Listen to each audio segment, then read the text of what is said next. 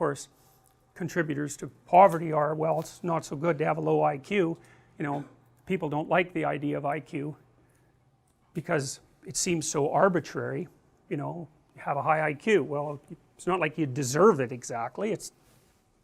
You're set up that way pretty much right from the beginning. It's very, very, very, very stable.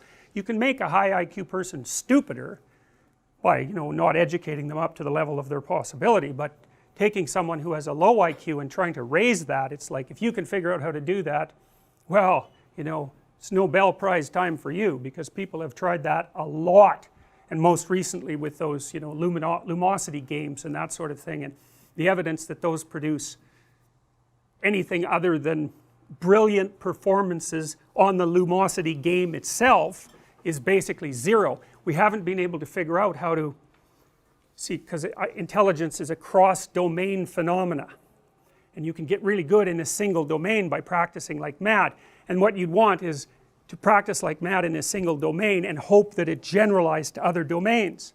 That's the holy grail of intelligence increase. It's like, no one's done it. People claim it, but the claims never hold up, and people have been trying for a long time to do it, and they haven't been able to do it.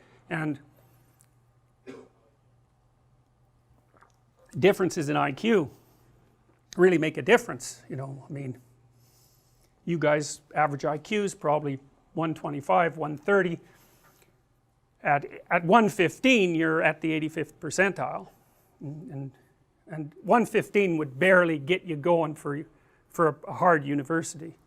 130 you're probably graduate school material. You know, 145 you're up there at the range where you can probably do pretty much whatever you want, although as you get smarter the scatter between your abilities increases, so you might have a very high verbal IQ but not be so good at mathematics, or the other way around. But it's a massive contributor to lifetime success, and I don't know what to do about that. I mean, why do smart people make more money? Well, they get to where the edge of production is faster.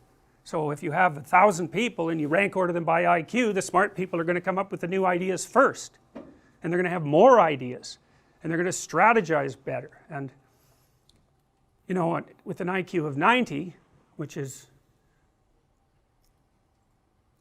15% of the population, you think about that, it's 15% of the population. That's pretty much the threshold for reading instructions and being able to follow them.